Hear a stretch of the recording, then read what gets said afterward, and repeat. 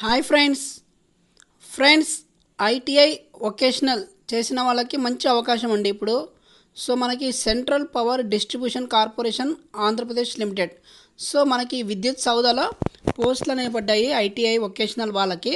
So ఎవరైతే 10th class plus ITI చేశారో లేదా 10th class plus vocational course చేశారో ఎలక్ట్రీషియన్, సో వాళ్ళందరికీ కూడా మంచి అవకాశం ఇది. సో ఎలక్ట్రీషియన్ ఆర్ వైరింగ్ లేదా ఎలక్ట్రికల్ వర్క్స్ తెలిసిన వాళ్ళకి, సో ఈ కోర్స్ చేసిన వాళ్ళందరికీ మంచి అవకాశం. ఓకే, ఇక దీంట్లో చూసినట్లయితే మనకి లైన్మెన్ పోస్టులకు అనమాట ఈ నోటిఫికేషన్ అనేది రిలీజ్ అయింది.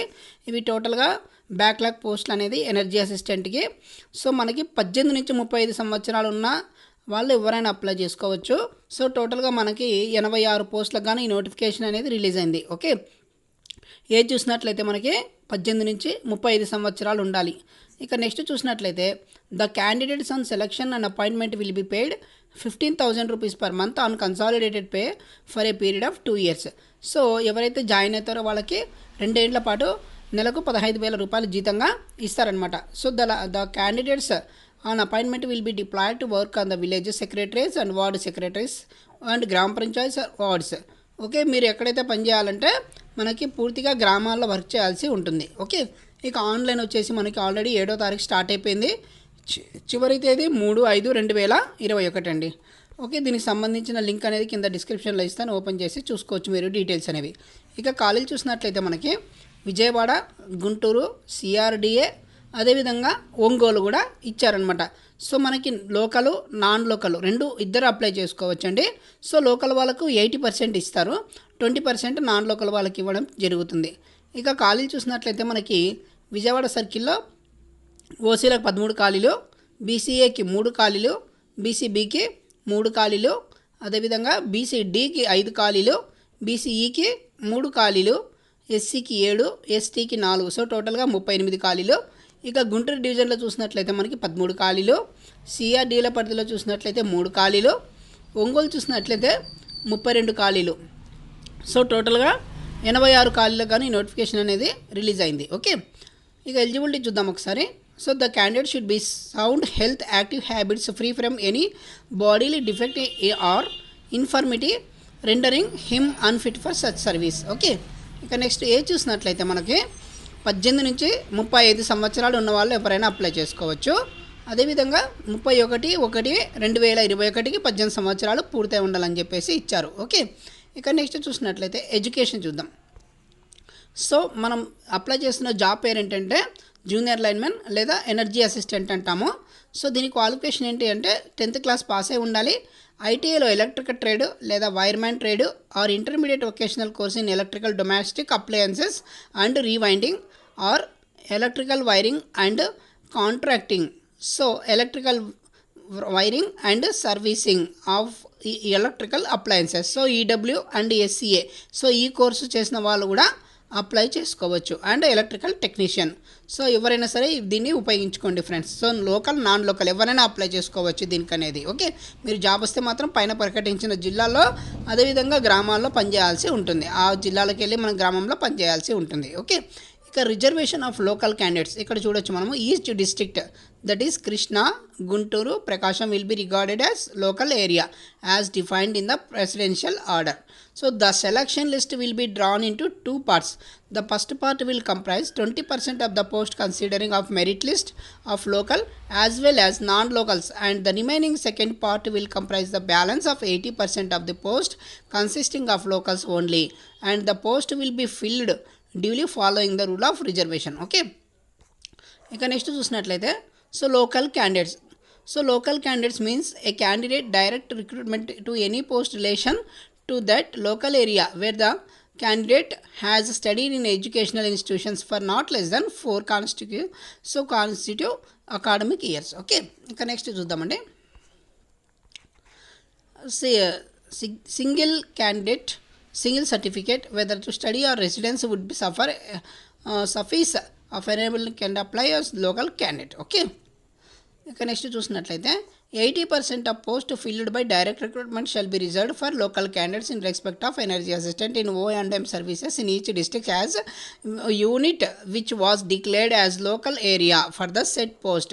The remaining 20% of the post shall be filled by open competition. So wherein local and non-local candidates can complete. So local candidates వచ్చేసి మనకి 80% తీసుకుంటామని ఇచ్చారు. సో ఓపెన్ కాంపిటీషన్లో 20%కి తీసుకుంటామని చెప్పేసి ఇచ్చారు. ఇక దీనికి సంబంధించిన వెబ్సైట్ అనేది కింద లింక్ ఇస్తాను, డిస్క్రిప్షన్లో ఓపెన్ చేసి చూసుకోండి. ఇక అప్లికేషన్ అనేది 7/4/2021 నుంచి 3/5/2021 లోపల అప్లై చేసుకోవాల్సి ఉంటుంది. ఓకే, ఇక నెక్స్ట్ చూసినట్లయితే ఇది వచ్చేసి మనకు ఫీజు చూసినట్లయితే ఓకే, ఫీజు అనేది మీకు తర్వాత చెప్తానండి. ఒక్క నిమిషం అని ఒక ఫోటో అప్లోడ్ చేయాలి, మీ సర్టిఫికేట్లు మొత్తం అప్లోడ్ చేయాల్సి ఉంటుందండి. 4th క్లాస్ నుంచి 10th క్లాస్ వరకు స్టడీస్ ఉండాలి. అదేవిధంగా ITI mark list, caste, Aadhaar card, photo ఇవన్నీ కూడా సంతకం అప్లోడ్ చేయాల్సి ఉంటుంది. ఓకే, ఇక నెక్స్ట్ చూసినట్లయితే ఇక చూడండి దీనికి సో నాన్ లోకల్ వాళ్ళని ఇచ్చారు కదా, నాన్ లోకల్ అంటే ఎవరైనా అప్లై చేసుకోవచ్చు. ఇది ఓపెన్ కేటగిరీ అనేది. సో ఏపీ, తెలంగాణ 2 స్టేట్లు కూడా అప్లై చేసుకోవచ్చు. ఓకే, ఇక నెక్స్ట్ చూసినట్లయితే procedure of selection. So the candidates must process ITI in electrical or wireman trade or intermediate, ఇందాక చెప్పాను కదా. సో ఆ కోర్సు చేసి ఉండాలి. So the written test will be conducted based on the ITI syllabus for 100 marks. The qualifying marks for OC 40%, BC 35% and SC ST 30%. Okay, so టోటల్గా మీకు exam అనేది syllabus టోటల్గా ఐటీఐ మీద సిలబస్ అనేది ఉంటుంది 100 మార్కులకు గాను. సో దీంట్లో మనకి 40% అంటే ఓసీలకు 40% రావాలి, బీసీలకు 35%, ఎస్సీ ఎస్టీలకి 30% వస్తే సరిపోతుంది. ఓకే, ఇక నెక్స్ట్ చూసినట్లయితే పార్ట్ బి. 1 సెకండ్ అండి, కొంచెం డిస్టర్బ్ అవుతుంది, సారీ అండి. ఇక పార్ట్ బి చూసినట్లయితే the candidates have to appear for the following test at the circle of head quarters. So exams ఉంటాయి కదా, ఈ ఎగ్జామ్ సెంటర్స్ అనేది మనకి కృష్ణా, గుంటూరు, ప్రకాశం మాత్రమే కండక్ట్ చేస్తారు. ఓకే, ఇక next pole climbing duration of time is 15 minutes. Pole climbing అనేది ఎక్కాల్సి ఉంటుంది, అది 15 నిమిషాలు టైం ఇస్తారంట. So the candidates has to climb and descend the pole within 15 minutes. Okay, so candidates don't fall down while climbing or descending the pole. Candidates should touch the top of that pole. So second chance of climbing of pole is seized.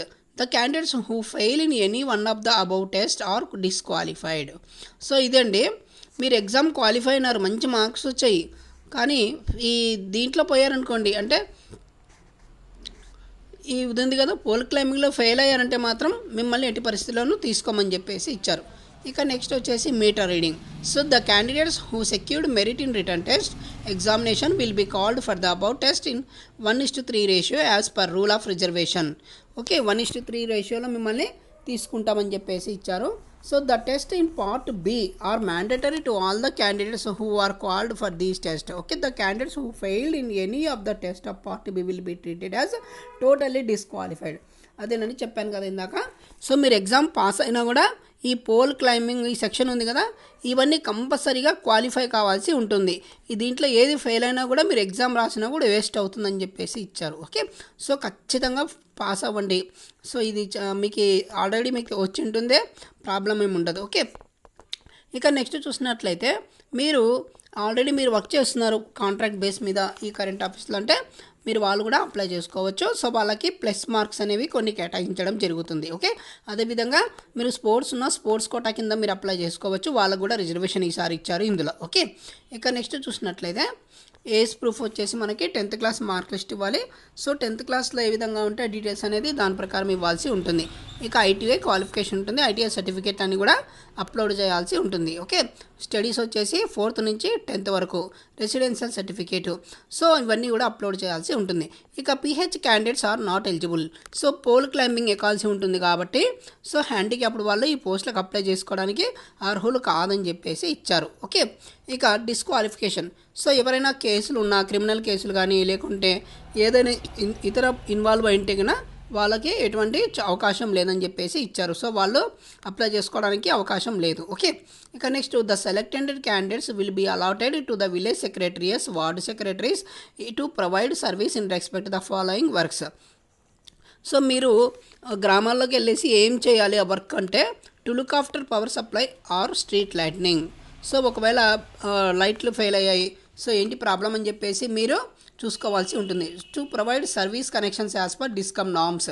So ఎవరికైనా కొత్త connections కావాలంటే ఇప్పించడము. అదేవిధంగా energy assistant is an employee of APCPDCL to be A coordinator between discom staff and renewable energy staff and village ward secretariat. So ఇది మీకు permanent jobs అండి. మీకు jobs నుంచి మీకు ఎటువంటి పరిస్థితుల్లోనూ తొలగించరు. సో ఇవి టోటల్గా పర్మనెంట్ జాబ్స్. సో కాబట్టి మంచి అవకాశం ఇది. కేవలం ఐటీఐ లేదా వొకేషనల్ సబ్జెక్ట్ మీద మీకు క్వశ్చన్స్ అనేవి ఇస్తారు. ఓకే, సో పోల్ క్లైంబింగ్, అదేవిధంగా థర్డ్ వచ్చేసి మనకి ఈ చెప్పాను కదా ఇందాక, ఇవన్నీ ఉంటాయి అనమాట. ఓకే, ఇవన్నీ కంప్లీట్ చేసుకోవాల్సి ఉంటుంది. ఓకే, ఇక నెక్స్ట్ చూసినట్లయితే other terms and conditions. The applicants while attending to the pole climbing test should produce the all documents mentioned above in original and 2 sets of attested copies of xerox copies. Okay, so మీరు ఎవరైతే qualify ఉంటారో, exam qualify అయినారు, అదేవిధంగా pole climbing కూడా qualify అయినారు అనుకోండి, మీ సర్టిఫికేట్లని verification చేస్తారంట. So ఒరిజినల్స్తో పాటు 2 జిరాక్స్ సెట్లు తీసుకొని వెళ్ళాల్సి ఉంటుంది. ఓకే, ఇక applicants should not be send corporate officer circle office as such applications will be summarily rejected. So మీరు అప్లికేషన్స్ ఎట్టి పరిస్థితుల్లోనూ అప్లై చేసిన తర్వాత మీరు ఆన్లైన్ చేస్తే సరిపోతుంది. సో వాళ్ళకి పంపించాల్సిన అవసరం లేదని చెప్పేసి ఇచ్చారు. ఓకే, ఇక నెక్స్ట్ చూసినట్లయితే part 12 para 12. So centres for pole climbing and meter reading. So venue వచ్చేసి మనకి respective circle headquarters. So మనకి ఒంగోలు, విజయవాడ, కృష్ణ అని చెప్పాం కదా.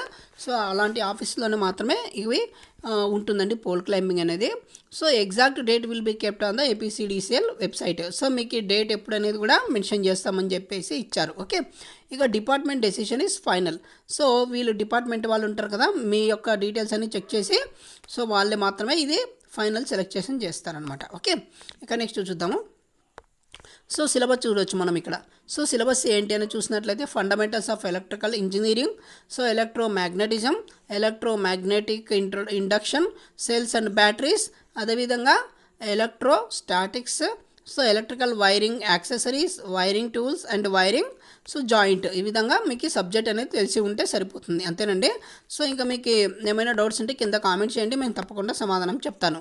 ఓకే, ఇంకా ఈ వీడియో కనుక నచ్చినట్లయితే లైక్ చేయండి, షేర్ చేయండి, సబ్స్క్రైబ్ చేయడం మర్చిపోద్దు. ఇక కింద మనకి మోడల్ పేపర్ కూడా ఇచ్చారు. సో ఇక్కడ చూడొచ్చు మనం ఒకటో క్వశ్చన్, అయస్కాంతీకరణ బలము మరియు అయస్కాంత అభివాహ సాంద్రత అనుసంధానించబడే సంబంధం ఏది అని అడుగుతున్నాడు. సో మనకి ఆప్షన్స్ ఇచ్చాడు, 4 ఆప్షన్స్ ఇస్తాడు. ఇందులో ఒక ఆన్సర్ అనేది మీరు సెలెక్ట్ చేసుకోవాల్సి ఉంటుంది. ఓకే, ఇక నెక్స్ట్ చూడొచ్చు, భారతదేశంలో ప్రామాణిక సరఫరా పౌనపుణ్యం ఎంత ఉంది. So 25 heads, 50 heads, 60 heads, 100 heads. So మీరు ఏదైతే సమాధానం అయితే ఆ మోడల్ అనేది ఇచ్చాడనమాట.